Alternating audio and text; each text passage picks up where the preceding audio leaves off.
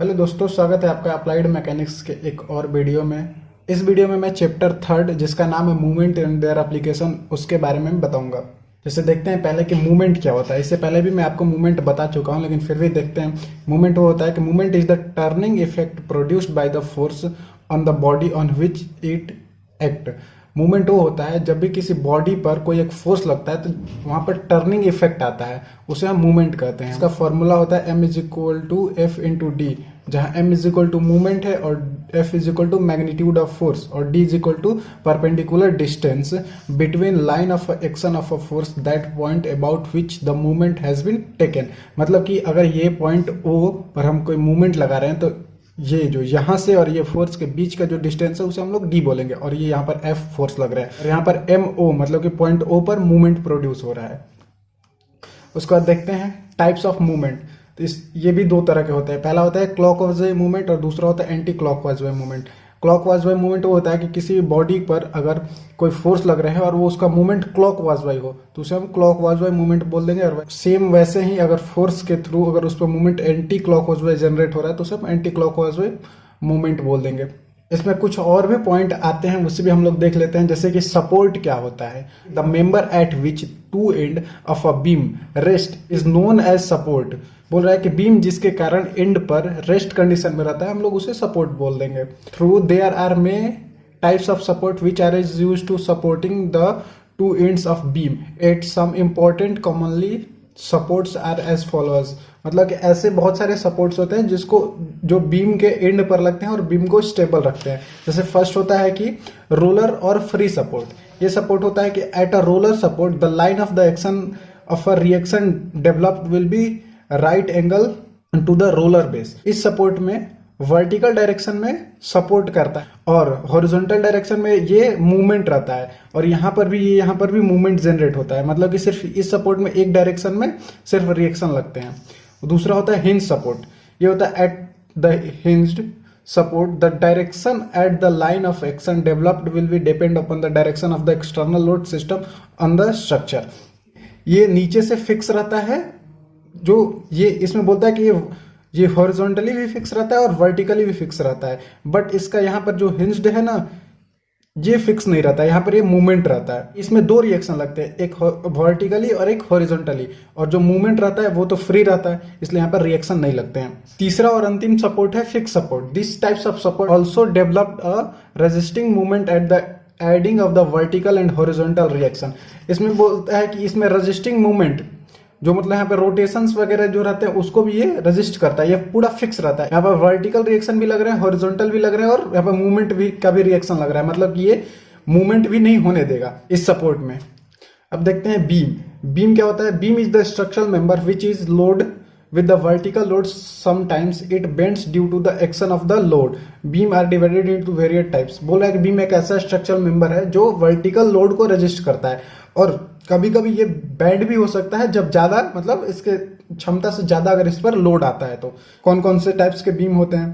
पहला बीम होता है cantilever beam. A beam fixed at one end and free at other end is known as cantilever beam. इस types के beam एक end पर fix होता है और दूसरे एंड पर फ्री होता है।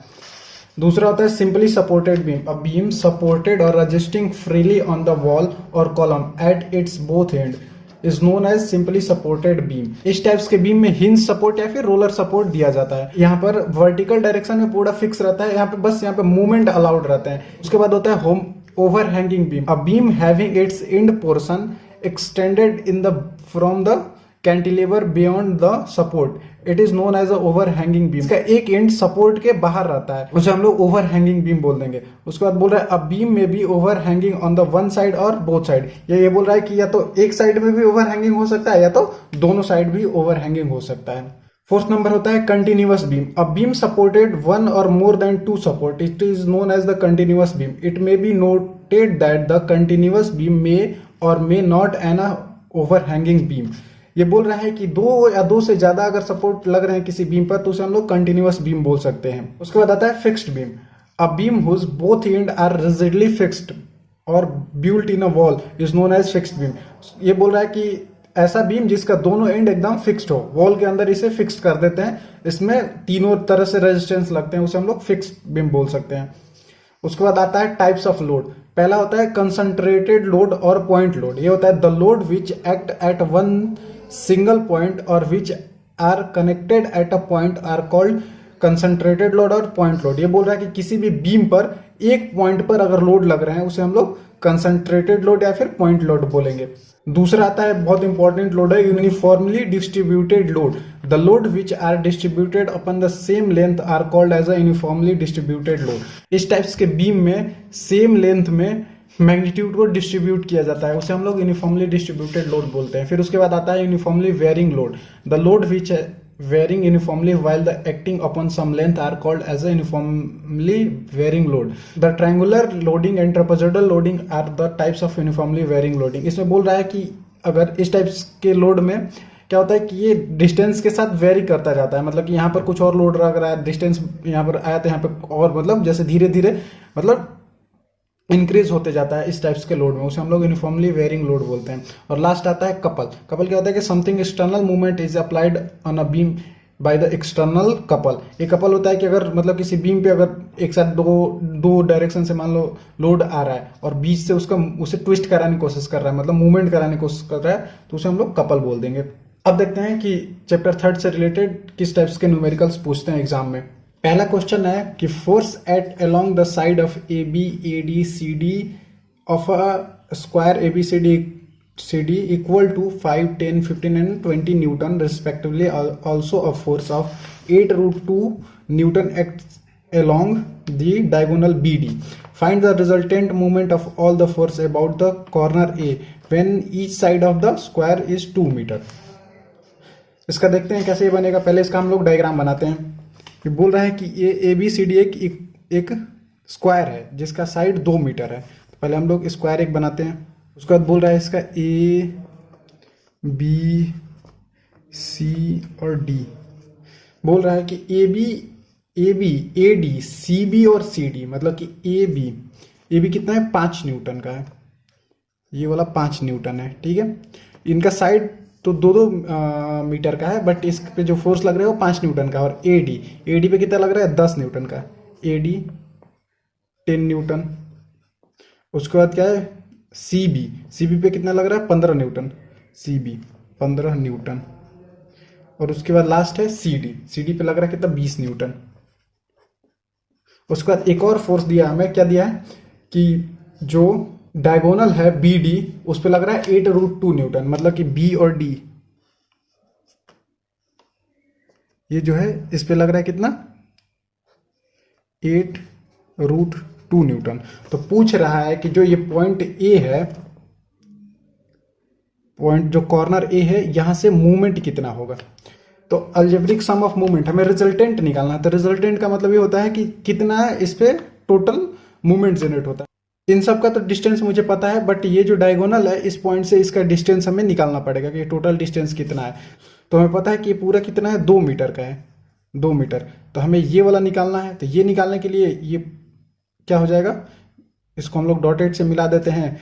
तो ये हो जाएगा राइट एंगल ट्रायंगल, यहाँ पर 90 डिग्री बनेगा। तो ये हो जाएगा बेस, ये हो जाएगा हाइट। तो हम जो हाइपोटेनस निकालते हैं तो एक फॉर्मूला होता है h = बेस का स्क्वायर, मतलब कि 2 का स्क्वायर और प्लस 2 का स्क्वायर। ये भी 2 है और ये भी 2 है और ये रूट में होता है।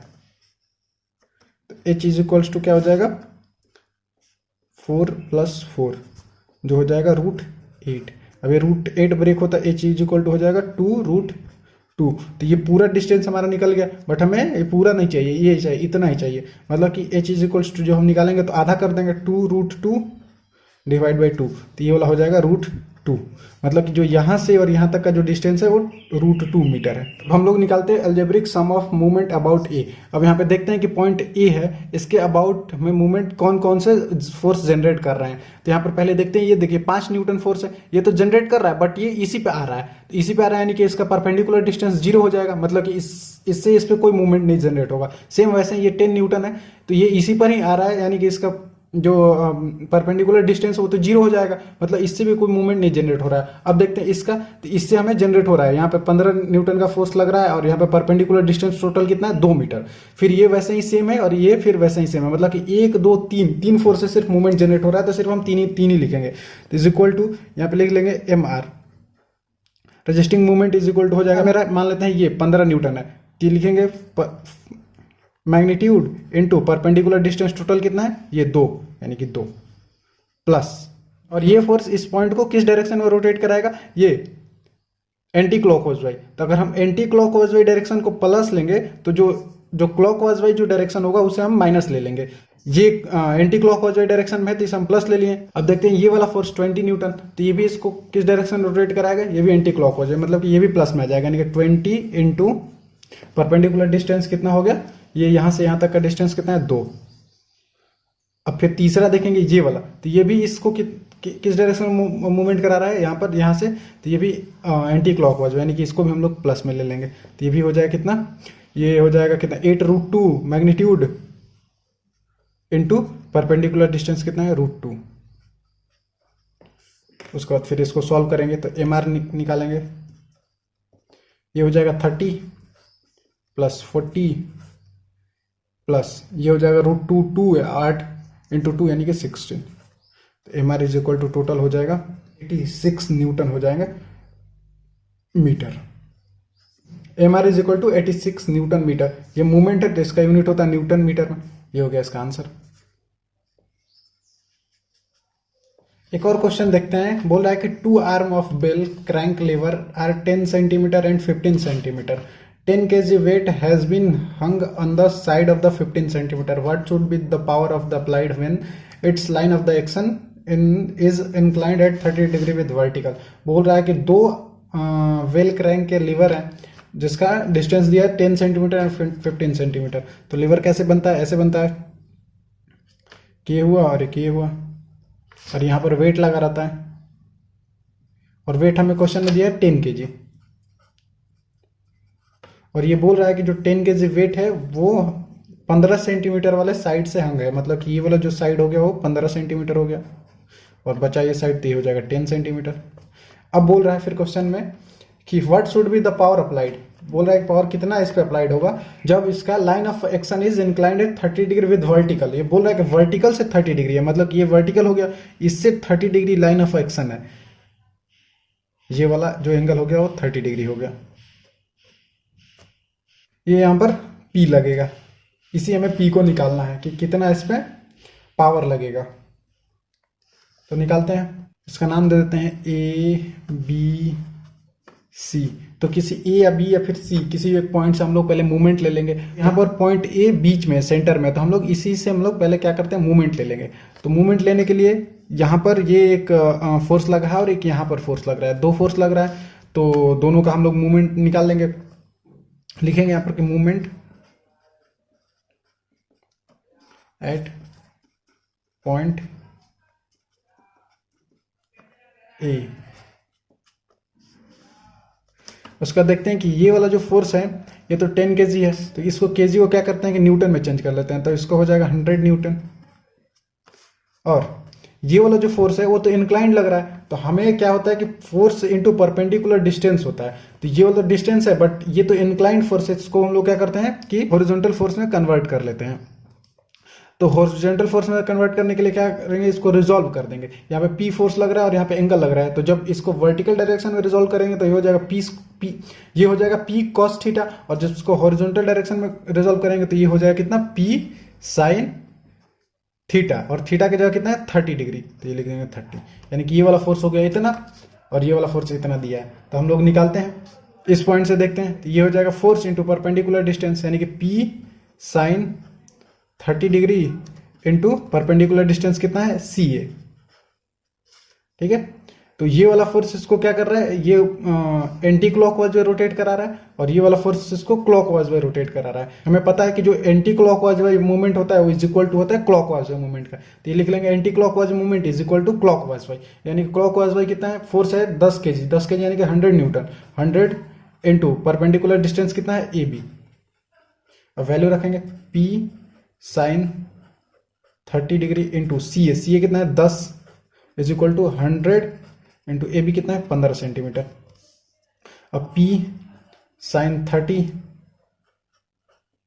इज इक्वल टू हो जाएगा, ये इधर 10 से डिवाइड हो जाएगा, यानी कि हो जाएगा 100 इंटू 15 डिवाइड बाई 10, तो ये हो जाएगा 150। और P और साइन 30 का वैल्यू कितना है 1/2 इज इक्वल टू 150। अब देखेंगे P इज इक्वल टू, यहाँ पे 2 डिवाइड है तो इधर हो जाएगा तो मल्टीप्लाई हो जाएगा, यानी कि 150 इंटू 2 यानी कि 300 न्यूटन। तो P is equal to 300 newton, ये हो गया इसका आंसर। एक और क्वेश्चन देखते हैं, बोल रहा है कि a beam is 10 metre long supported at the A beam is 10 meter long supported at its end. 3 load of 100 kg and 150 kg and 200 kg are restoring on the beam at a distance of 2 meter, 5 meter and 8 meter respectively from the left support. Find the reaction at support. Neglect the weight of beam. बोल रहा है कि एक beam है जिसका total distance है 10 metre और उस पर 3 फोर्स लग रहे हैं, 100 kg का, 150 kg का और 200 kg का। तो डायग्राम बनाते हैं। मान लेते हैं कि ये एक बीम है, यहाँ पे ये सपोर्ट लग रहे हैं दोनों एंड पे, और ये बोल रहा है कि बीम का जो डिस्टेंस है वो है 10 मीटर।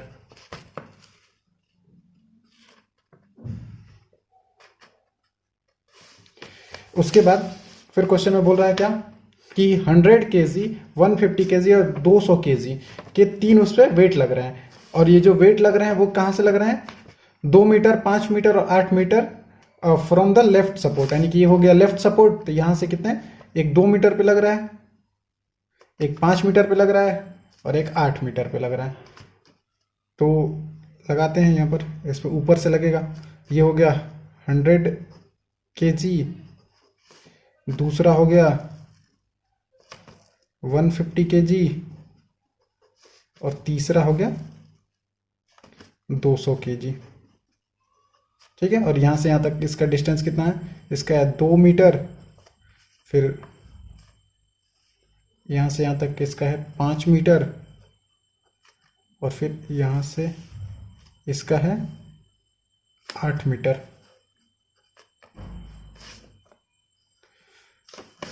और हमें बोल रहा है क्या, इसका रिएक्शन निकालना है, मतलब कि दोनों सपोर्ट पे जो एंड सपोर्ट है उसका रिएक्शन, मतलब यहाँ पे आर, अगर इस पॉइंट को ए लिखेंगे तो यहाँ पे आर बी, आर ए और आर बी हमें निकालना है कि अगर एक कोई बीम है, इस पर अगर 3 लोड लग रहे हैं तो इसके एंड पर जो रिएक्शन लगेगा वो कितना लगेगा, वही हमें निकालना है। पहले हम लोग लिखते हैं कि R A plus R B is equal to, यहाँ पे ये अपवर्ड डायरेक्शन में 2 रिएक्शन लग रहे हैं और 3 जो लोड लग रहे हैं वो डाउनवर्ड डायरेक्शन में, तो अपवर्ड डायरेक्शन में force is equal to downward direction में फोर्स लिख लेंगे। तो ये हो जाएगा 100 प्लस 150 प्लस 200, ये तीनों जोड़ेंगे तो हो जाएगा कितना, 450 kg।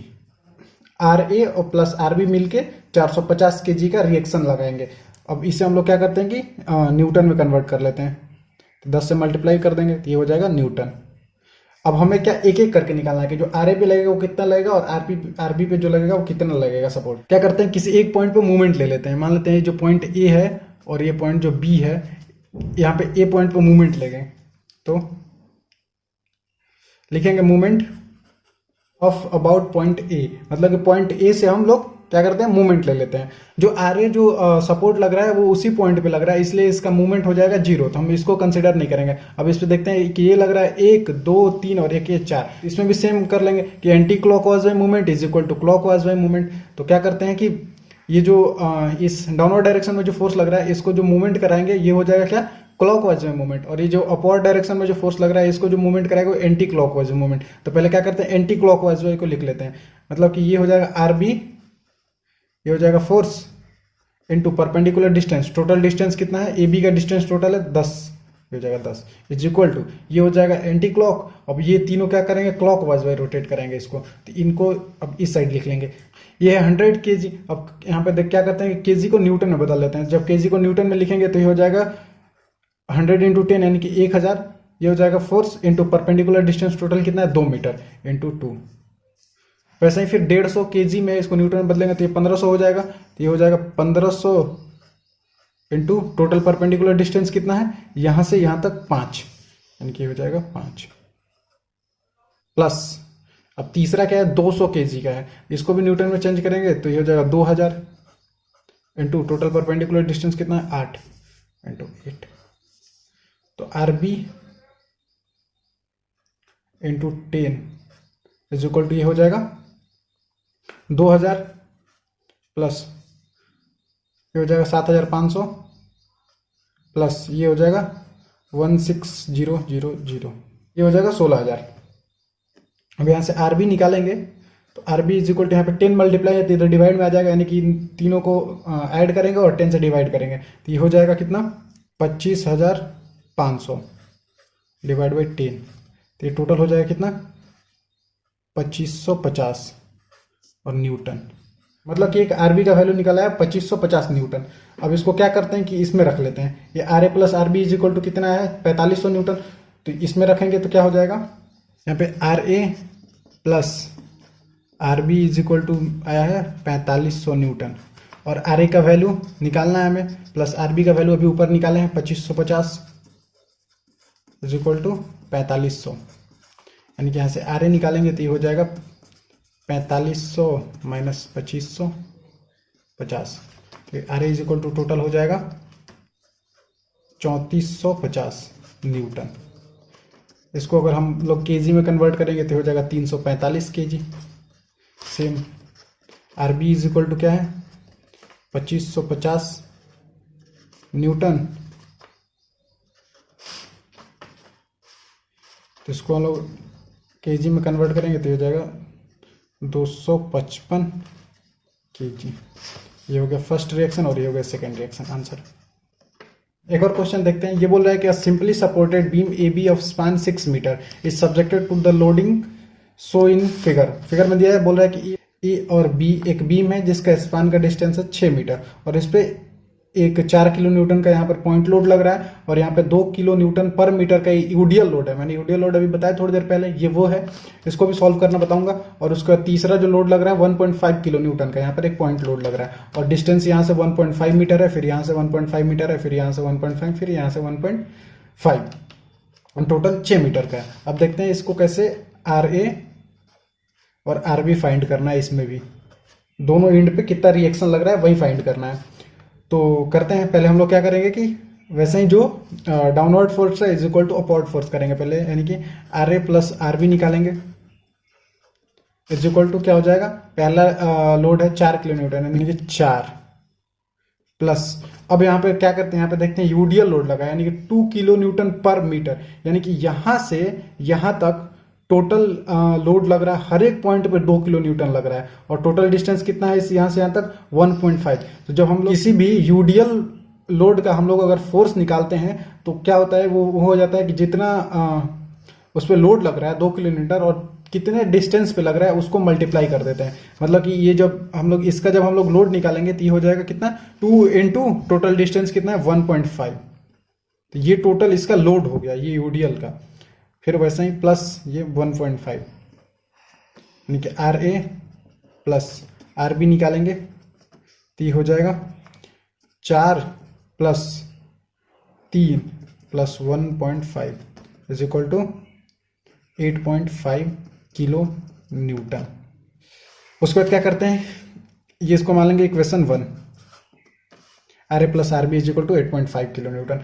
अब उसके बाद किसी एक पॉइंट पे, पॉइंट ए या फिर पॉइंट बी पे हम लोग मूवमेंट लेते हैं, लिखते हैं taking movement at point A या फिर बी, किसी पे भी ले सकते हैं। तो जब हम लोग यहाँ से मूवमेंट लेंगे तो क्या हो जाएगा, ये वाला फोर्स तो जीरो हो जाएगा, ये बचा एक फोर्स, दो फोर्स, तीन फोर्स, 4 फोर्स, यानी कि हम लोग RB निकालना है, यानी कि ये RB क्या हो जाएगा, इसको एंटी क्लॉकवाइज डायरेक्शन में रोटेशन कराएगा और ये सारे फोर्स को क्लॉकवाइज डायरेक्शन रोटेट कराएंगे। तो एंटी क्लॉकवाइज डायरेक्शन यानी कि RB इंटू टोटल डिस्टेंस कितना है 6 इज इक्वल टू, अब यहाँ से देखते हैं ये जो एक फोर्स लग रहा है 4 किलो न्यूटन का है, ये हो जाएगा 4 इंटू टोटल परपेंडिकुलर डिस्टेंस कितना है 1.5 प्लस, और फिर इस पे देखते हैं कि ये यूडियल लोड कितना लग रहा है 2 किलो न्यूटन पर मीटर। तो इसका लोड हम लोग निकाले थे 2 इंटू 1.5 यानी कि 3, यानी कि हो जाएगा 3 इनटू, अब यहाँ पर एक बात और ध्यान देना है कि जो परपेंडिकुलर डिस्टेंस यूडीएल लोड में लिखेंगे, पॉइंट लोड में क्या होता है कि जहां से पॉइंट लोड लग रहा है वहां से हम लोग डिस्टेंस ले लेते थे, बट अगर यूडीएल लोड लग रहा है तो वहां से अगर उसका हमें डिस्टेंस निकालना है तो हमें क्या करेंगे कि हम लोग यूडीएल लोड के एकदम सेंटर से डिस्टेंस लेते हैं। मतलब कि अगर ये यूडीएल लोड यहाँ से यहाँ तक लग रहा है, ये है 1.5 मीटर, यानी कि यहाँ से सेंटर से हम लोग डिस्टेंस अप लेंगे, तो सेंटर से जब हम लोग डिस्टेंस लेंगे तो ये वाला हो जाएगा 1.5 मीटर, और ये टोटल कितना है 1.5, और आधा लेंगे तो ये 1.5/2, यानी कि ये हो जाएगा 1.5 प्लस 1.5/2। ये बहुत इंपॉर्टेंट है कि यूडीएल लोड पे जब हम डिस्टेंस निकालते हैं तो उसे हम लोग सेंटर से लेते हैं। उसके बाद फिर हो जाएगा प्लस, ये हो जाएगा 1.5 इंटू परपेंडिकुलर डिस्टेंस अब इसका कितना है यहाँ से, ये हो जाएगा 1.5, ये हो जाएगा 1.53, और ये फिर 1.5, यानी कि 4.5। अब इसको सॉल्व करते हैं, RB into 6 is equal to 4 into 1.5 कितना हो जाएगा 6, प्लस ये हो जाएगा 3 इंटू 1.5 और ये 0.75 हो जाएगा ना, तो इन दोनों को ऐड करेंगे तो हो जाएगा कितना 2.25, और 2.25 को अगर 3 से मल्टीप्लाई करेंगे तो ये हो जाएगा 6.75 प्लस 1.5 इंटू 4.5 होता है 5.25। अब RB यहां से निकालेंगे तो ये 6 इधर मल्टीप्लाई तो इधर आके डिवाइड हो जाएगा, यानी कि 6 प्लस 6.75 प्लस 5.25 में यहाँ से 6 मल्टीप्लाई है तो यहाँ पर डिवाइड हो जाएगा, तो ये हो जाएगा 6.675 प्लस 5.25 डिवाइड बाई 6। अब यहाँ से RB का वैल्यू निकालेंगे, ये हो जाएगा 3 किलो न्यूटन।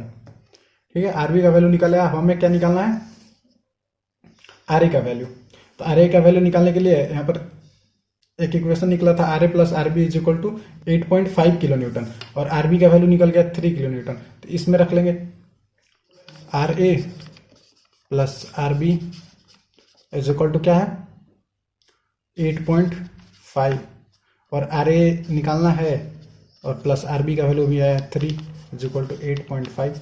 अब RA करेंगे तो ये हो जाएगा 8.5 माइनस 3, तो RA इज इक्वल टू हो जाएगा 5.5 किलो न्यूटन। ये इसका आंसर हो गया, यानी कि RA का वैल्यू हो जाएगा 5.5 किलो न्यूटन और RB का वैल्यू हो जाएगा 3 किलो न्यूटन। ये हो गया आंसर। एक और क्वेश्चन है, ये है कि a beam AB of 6 metre span is loaded as so, determine the reaction of the A and B। ये बोल रहा है कि बीम है जिसका स्पान है 6 मीटर का, और यहाँ पे 1 2 3 फोर्स लग रहा है, जो एक पॉइंट लोड है और ये यूडीएल लोड है, और ये यहाँ पे इंक्लाइंड लोड लग रहा है, इसे भी हम लोग पॉइंट लोड ही बोलेंगे, बट ये 45 डिग्री के एंगल पे लोड लग रहा है, और टोटल इसका डिस्टेंस कितना है 6 मीटर यहाँ से यहाँ तक का, और इनके बीच का डिस्टेंस है ये 2 मीटर 2 मीटर और 2 मीटर। ये भी पिछले क्वेश्चन की तरह है, ये मैं क्वेश्चन छोड़ देता हूँ आप लोगों के लिए। ये है आपका HW, ये बनाने की कोशिश कीजिएगा आप लोग। इसमें बस एक डिफरेंस ये है कि यहाँ पर जो लोड लग रहा है वो पॉइंट लोड लग रहा है, तो जब हम इसका मूवमेंट निकालेंगे तो आप ध्यान दीजिएगा कि इंक्लाइंड फोर्स को हम लोग क्या करते हैं रिजॉल्व करना बताया था, तो इसे आप वर्टिकल डायरेक्शन में रिजॉल्व कर लीजिएगा। तो रिजॉल्व करने के बाद यहाँ पर क्या हो जाता है कि एंगल है तो रिजॉल्व करेंगे तो यहाँ पे साइन, यानी कि 4 साइन और थीटा की जगह 45 डिग्री ये लीजिएगा। जब हम लोग क्या करते हैं मैग्नीट्यूड, इस पॉइंट का अगर हम मैग्नीट्यूड लीजिएगा तो ये वाला वैल्यू लीजिएगा और उससे बनाइएगा, और यहाँ पर RA और RB यानी कि रिएक्शन दोनों सपोर्ट का फाइंड करना है। इसे आप लोग बनाने की कोशिश कीजिएगा। इसका मैं आंसर आपको यहाँ पे लिख देता हूँ, RA is equal to 5.05 kilo newton आएगा और RB इज इक्वल टू आएगा 5.32 किलो न्यूटन। इसे बनाने के बाद फिर आप ये आंसर मिलाइएगा, अगर आएगा तो ये सही रहेगा आपका। ये था इस चैप्टर का लास्ट न्यूमेरिकल, और अगले वीडियो में मैं नेक्स्ट चैप्टर 4 जिसका नाम है इक्विलिब्रियम ऑफ फोर्सेस, उसका मैं न्यूमेरिकल लेकर आऊंगा। मिलते हैं नेक्स्ट वीडियो में, धन्यवाद।